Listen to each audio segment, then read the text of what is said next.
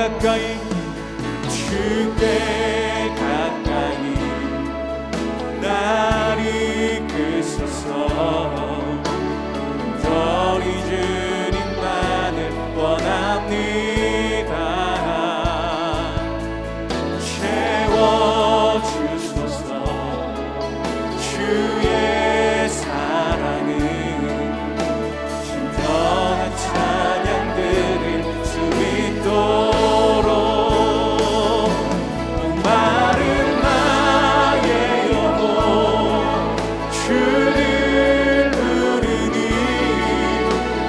나의 맘 만져 주소서. 주님만을 원합니다. 더 원합니다. 나의 맘 만져 주소서. 목마른 나의 영혼, 목마른 나의 영혼 주를 부르니 나의 맘 만져 주소서. 주님만을 원합니다. 더 원합니다. 나의 맘 만져 주님만을 원합니다. 주님만을 원합니다. 더 원합니다. 나의 맘 만져 주소서.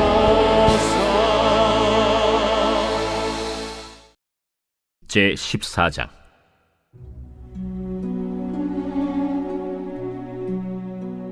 그때 여로보암의 아들 아비야가 병든지라. 여로보암이 자기 아내에게 이르되, 청하건대 일어나 변장하여 사람들이 그대가 여로보암의 아내임을 알지 못하게 하고 실로로 가라. 거기 선지자 아히야가 있나니 그는 이전에 내가 이 백성의 왕이 될 것을 내게 말한 사람이니라. 그대의 손에 떡 10개와 과자와 꿀 1병을 가지고 그에게로 가라. 그가 그대에게 이 아이가 어떻게 될지를 알게 하리라. 여로보암의 아내가 그대로 하여 일어나 실로로 가서 아히야의 집에 이르니 아히야는 나이가 많아 눈이 어두워 보지 못하더라. 여호와께서 아히야에게 이르시되, 여로보암의 아내가 자기 아들이 병들었으므로 네게 물으러 오나니 너는 이러이러하게 대답하라. 그가 들어올 때에 다른 사람인 채 함이니라. 그가 문으로 들어올 때에 아히야가 그 발소리를 듣고 말하되, 여로보암의 아내여, 들어오라. 내가 어찌하여 다른 사람인 채 하느냐? 내가 명령을 받아 흉한 일을 내게 전하리니 가서 여로보암에게 말하라. 이스라엘의 하나님 여호와의 말씀이 내가 너를 백성 중에서 들어 내 백성 이스라엘의 주권자가 되게 하고 나라를 다윗의 집에서 찢어내어 내게 주었거늘. 너는 내 종 다윗이 내 명령을 지켜 전심으로 나를 따르며 나 보기에 정직한 일만 행하였음과 같지 아니하고 내 이전 사람들보다도 더 악을 행하고 가서 너를 위하여 다른 신을 만들며 우상을 부어 만들어 나를 노엽게 하고 나를 내 등 뒤에 버렸도다. 그러므로 내가 여로보암의 집에 재앙을 내려 여로보암에게 속한 사내는 이스라엘 가운데 매인자나 노인자나 다 끊어버리되 거름더미를 쓸어버림같이 여로보암의 집을 말갛게 쓸어버릴지라. 여로보암에게 속한 자가 성읍에서 죽은즉 개가 먹고 들에서 죽은즉 공중의 새가 먹으리니 이는 여호와께서 말씀하셨음이니라 하셨나니 너는 일어나 내 집으로 가라. 내 발이 성읍에 들어갈 때 그 아이가 죽을지라. 온 이스라엘이 그를 위하여 슬퍼하며 장사하려니와 여로보암에게 속한 자는 오직 이 아이만 묘실에 들어가리니 이는 여로보암의 집 가운데에서 그가 이스라엘의 하나님 여호와를 향하여 선한 뜻을 품었음이니라. 여호와께서 이스라엘 위에 한 왕을 일으키신즉 그가 그날에 여로보암의 집을 끊어버리리라. 언제냐 하니 곧 이제라. 여호와께서 이스라엘을 쳐서 물에서 흔들리는 갈대같이 되게 하시고 이스라엘을 그의 조상들에게 주신 이 좋은 땅에서 뽑아 그들을 강 너머로 흩으시리니 그들이 아세라상을 만들어 여호와를 진노하게 하였음이니라. 여호와께서 여로보암의 죄로 말미암아 이스라엘을 버리시리니 이는 그도 범죄하고 이스라엘로 범죄하게 하였음이니라. 여로보암의 아내가 일어나 디르사로 돌아가서 집 문 지방에 이를 때 그 아이가 죽었지라. 온 이스라엘이 그를 장사하고 그를 위하여 슬퍼하니 여호와께서 그의 종 선지자 아히야를 통하여 하신 말씀과 같이 되었더라. 여로보암의 그 남은 행적, 곧 그가 어떻게 싸웠는지와 어떻게 다스렸는지는 이스라엘 왕 역대 지략에 기록되니라. 여로보암이 왕이 된 지 22년이라. 그가 그의 조상들과 함께 잠에 그의 아들 나답이 대신하여 왕이 되니라. 오늘 예배의 자리에 나오신 모든 성도님들을 주님의 이름으로 환영하고 축복합니다. 오늘 열왕기상 14장 1절부터 20절까지의 말씀을 통해 이것이 하나님의 말씀이다 라는 제목으로 하나님이 주시는 말씀의 은혜를 함께 받고자 합니다. 오늘 말씀은 북이스라엘을 다스리던 여로보암 왕의 아들인 아비야가 병이 들었다는 것으로 시작됩니다. 성경은 아비야가 어떤 병에 걸렸는지에 관한 정보를 정확히 우리에게 알려주고 있지는 않습니다. 다만 그 당시 여로보암 왕이 가진 권력과 힘으로도 이 병을 고칠 수 없었던 것으로 볼 때 지금 아비야의 증세가 아주 위중했다고 볼 수 있습니다. 어쨌든 이런 상황 속에서 2절 말씀을 보니까 여로보암 왕이 자신의 아내에게 이렇게 말합니다. 사람들이 볼 수도 있으니까 변장을 하고서는 실로에 사는 선지자 아히야를 좀 만나고라는 것이었습니다. 여기서 아히야가 누구인지에 대해 2절 하반절에서 여로보암 왕은 이렇게 소개하고 있습니다. 그는 이전에 내가 이 백성의 왕이 될 것을 내게 말한 사람이니라. 우리가 이미 잘 알고 있는 대로 열왕기상 11장 26절부터 40절에 보면 선지자 아히야가 여로보암을 만난 장면이 기록되어 있습니다. 이때 아히야 선지자는 여로보암이 아직 왕이 되기도 전에 하나님께서 그를 왕으로 세우셨다는 약속의 말씀을 전해주게 됩니다.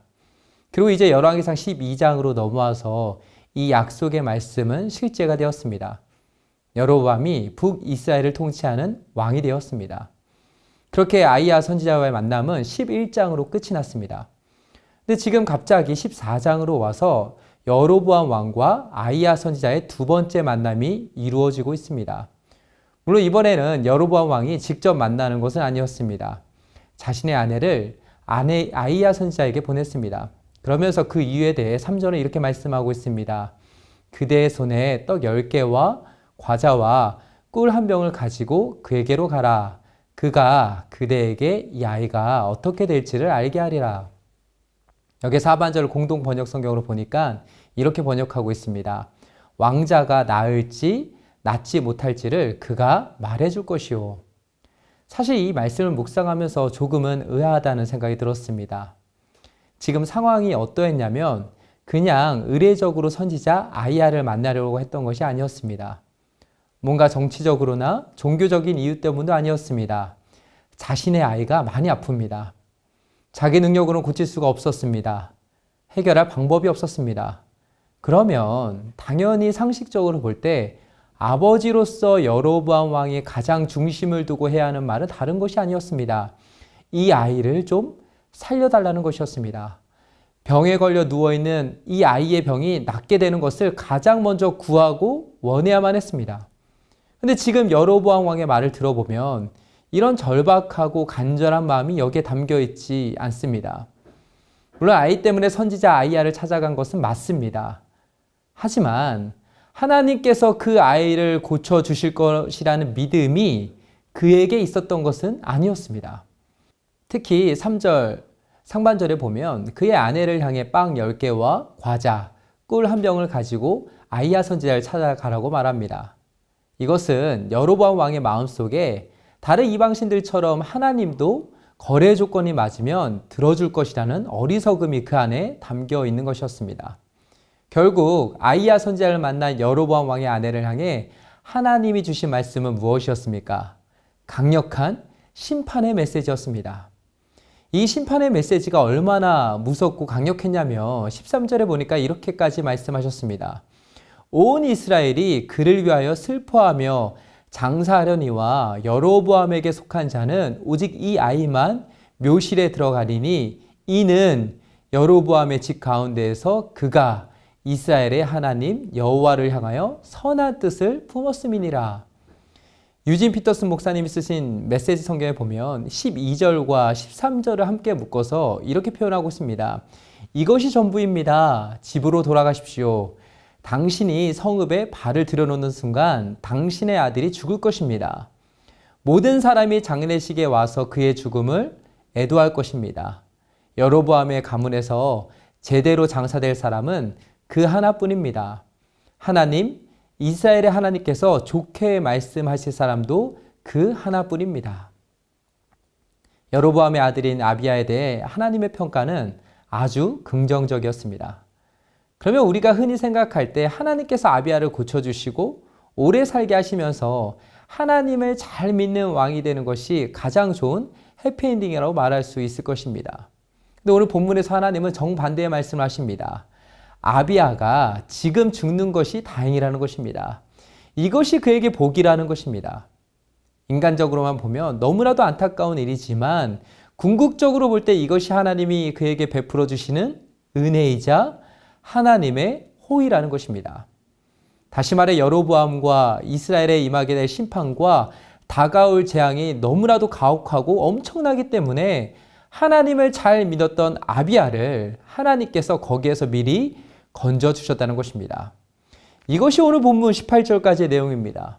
그리고 이제 19절과 20절에서는 여로보암 왕의 통치에 관련한 결론 부분을 두 절로 간략하게 요약 정리해주고 있습니다.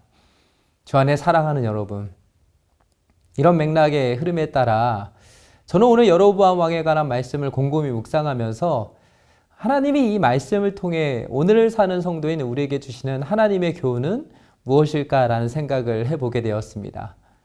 그러면서 여로보암 왕을 반면교사로 삼아서 우리가 배울 수 있는 교훈을 두 가지로 이렇게 정리해 보았습니다. 먼저 첫 번째 교훈은 결국 돌이켜야 살 수 있다는 것입니다. 오늘 본문 1절은 그때로 시작되고 있습니다. 이것은 열왕기상 13장과 14장을 연결짓고 있는 말씀입니다. 열왕기상 13장 33절과 34절을 보면 이렇게 말씀하고 있습니다. 여로보암이 이 일 후에도 그의 악한 길에서 떠나 돌이키지 아니하고 다시 일반 백성을 산당의 제사장으로 삼되 누구든지 자원하면 그 사람을 산당의 제사장으로 삼았으므로 이 일이 여로보암 집의 죄가 되어 그 집이 땅 위에서 끊어져 멸망하게 되니라. 열왕기상 13장에 보면 하나님께서 하나님의 사람을 여로보암에게 보냅니다. 그리고는 하나님께서 그를 통해 여로보암에게 경고하셨습니다. 근데 여로보암은 그 경고의 메시지를 귀담아 듣지 않았습니다. 여전히 그는 그의 악한 길에서 떠나지 않았습니다. 하나님께로 돌이키지 않았습니다. 결국 그때로 시작되는 열왕기상 14장에서 하나님은 여로보암 왕을 향한 마지막 심판의 메시지를 선포하셨습니다. 사실 여로보암 왕이 살 수 있는 기회는 분명 여러 차례 있었습니다. 하나님의 말씀을 듣고 전심으로 회개하고 하나님께로 돌아갔으면 그는 살 수 있었습니다. 그러나 그의 선택은 돌이킴이 아니라 머무르는 것이었습니다. 하나님께로 돌이키는 것이 아니라 여전히 죄 가운데 머물러 있는 것이었습니다. 자기 스스로 최악의 선택을 하고 말았던 것입니다. 스가랴 1장 3절을 보면 이렇게 말씀합니다. 그러므로 너는 그들에게 말하기를 만군의 여호와께서 이처럼 이르시되 너희는 내게로 돌아오라 만군의 여호와의 말이니라. 그리하면 내가 너희에게로 돌아가리라 만군의 여호와의 말이니라. 지금 이게 무슨 말이냐면 하나님께로 우리가 돌이키면 그런 우리를 하나님께서 받아주시고 함께 해주시겠다는 것입니다. 관계의 회복은 돌이킴으로부터 시작됩니다. 에스겔 33장 11절에 보면 이런 말씀이 나옵니다. 너는 그들에게 말하라. 주 여호와의 말씀이니라. 나의 삶을 두고 맹세하노니 나는 악인이 죽는 것을 기뻐하지 아니하고 악인이 그의 길에서 돌이켜 떠나 사는 것을 기뻐하노라. 이스라엘 족속아 돌이키고 돌이키라. 너희 악한 길에서 떠나라. 어찌 죽고자 하느냐 하셨다라. 우리에게 주어진 선택지는 두 가지밖에 없습니다. 하나님께로 돌이키면 사는 것이고 돌이키지 않으면 죽는 것입니다. 여기에는 그 어떤 변명이나 정당한 이유가 허락되지 않습니다. 우리는 우리의 선택에 대한 책임을 지는 것입니다. 김남준 목사님이 쓰신 돌이킴이라는 책에 보니까 마지막 챕터에 이런 이야기를 하셨습니다. 그러므로 우리에게 길은 오직 하나뿐입니다. 그 영광스러운 회심에 합당하지 않게 살았던 우리의 죄를 회개하고 다시 하나님께로 돌아가는 것입니다. 당신께 돌이키는 자들을 언제나 멸시치 아니하시는 하나님의 용서를 구하며 말입니다. 하나님은 우리를 용서하시고 다시 한번 우리를 당신의 품으로 돌아오게 하실 것입니다. 우리가 살 수 있는 길은 딱 하나밖에 없습니다. 하나님께로 돌이키는 것입니다. 전심으로 회개하고 악한 길에서 떠나 하나님을 향해 돌이키는 것만이 우리가 살 수 있는 유일한 길입니다. 이것이 오늘 우리에게 주시는 첫 번째 교훈입니다. 그런가 하면 두 번째 교훈은 결국 말씀대로 이루어진다는 것입니다. 오늘 본문 18절에 보면 이렇게 말씀합니다. 온 이스라엘이 그를 장사하고 그를 위하여 슬퍼하니 여호와께서 그의 종 선지자 아이야를 통하여 하신 말씀과 같이 되었더라. 12절에 보면 여로보암의 아내를 향해 내가 집에 도착할 때 아이가 죽게 될 것이라는 말씀이 선포되었습니다. 그리고 이제 17절에서 여로보암의 아들인 아비야가 죽게 됩니다. 근데 그때가 언제였냐면 여로보암의 아내가 집 문지방에 이를 때였습니다. 이것을 두고 18절에서 성경은 하나님께서 말씀하신 것과 같이 되었다라고 기록하고 있습니다. 그러니까 결국 이것을 한마디로 말하면 말씀대로 이루어진다는 것입니다. 특히 이 사건이 전해주는 메시지는 단순히 아이를 향한 예언의 말씀만 그대로 이루어졌다는 것을 의미하지는 않습니다. 여기에는 더 깊은 의미가 담겨 있습니다. 그게 뭐냐면 하나님이 아이야 선지자를 통해 말씀하신 심판의 메시지도 결국 오늘 여로보암의 아들에게 일어나는 사건처럼 말씀대로 반드시 이루어질 것임을 미리 보여주는 예고편이었다는 것입니다. 주 안에 사랑하는 여러분, 우리는 성경을 통해 하나님께서 하나님이 하신 약속의 말씀을 반드시 이루신다는 것을 수없이도 많이 듣고 보고 알고 있습니다. 그러나 이것을 많이 아는 것으로만 끝나서는 안 됩니다. 우리에게는 굳건한 믿음이 필요합니다. 세상은 끊임없이 이 부분에 대한 우리의 믿음과 확신을 흔들어 버립니다. 여러 상황과 환경을 통해 또 수많은 세상의 소리들은 말씀대로 이루어진다는 우리의 믿음과 확신에 대한 의심과 불확실성을 우리의 마음과 생각 속에 심어주려고 합니다. 그렇기 때문에 우리에게는 성령 하나님의 도우심이 반드시 필요한 것입니다. 성령께서 우리 안에 말씀에 대한 믿음과 확신을 끊임없이 심어주시고 그 말씀을 믿고 살아낼 수 있는 힘과 능력을 주셔야 합니다. 그래서 우리는 기도할 때도 말씀을 읽을 때도 말씀을 묵상하고 삶에 적용할 때도 성령의 인도하심과 도우심을 반드시 구해야 하는 것입니다. 이제 말씀 뵙겠습니다. 오늘 여로보암 왕에 관한 말씀을 살펴보면서 저는 한 가지 안타까운 모습을 발견할 수 있었습니다. 그것은 바로 여로보암 왕에게 하나님은 이미 그가 영향을 받아야 할 모델을 제시해 주셨다는 것입니다. 열왕기상 11장 38절에 보면 하나님께서 여로보암을 왕으로 세우시겠다는 말씀을 주셨을 때부터 이렇게 말씀하셨습니다. 내 종 다윗이 행한같이. 오늘 14장 8절에서도 이것은 연결되었습니다. 내 종 다윗이 행하였음과 같지 아니하고. 우리는 살면서 어느 누군가로부터 영향을 받기도 하고 주기도 합니다. 여로보암 왕은 하나님의 말씀을 지켜 전심으로 하나님만 따르고 섬겼던 다윗의 영향을 받아야만 했습니다. 그러나 그는 그렇게 하지 않았습니다. 이것은 오늘날 우리도 마찬가지입니다. 말씀의 영향권 안에 우리의 마음과 생각과 삶이 들어가 있어야 합니다.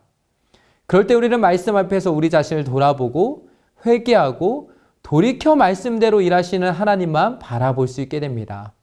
소망하기는 말씀의 영향권 아래서 말씀에 순종하고 말씀대로 행함으로 하나님이 기뻐하시는 귀하고 복된 인생을 살아가는 저 여러분 모두가 되시길 주님의 이름으로 축복합니다. 이제 함께 기도 제목을 읽고 기도하겠습니다. 첫째, 말씀 앞에서 나를 돌아보고 전심으로 회개하며 하나님께로 돌이킴으로 우리의 영혼과 삶이 하나님의 생기로 가득 차는 은혜를 주옵소서. 둘째, 결국 말씀대로 이루어진다는 것을 온전히 믿고 확신할 수 있도록 우리를 성령과 진리로 충만케 하옵소서. 셋째, 말씀의 영향권 아래서 다윗처럼 하나님만 전심으로 믿고 따르며 하나님의 마음에 합한 하나님의 사람이 내가 되게 하옵소서. 기도 제목을 가지고 함께 기도하도록 하겠습니다.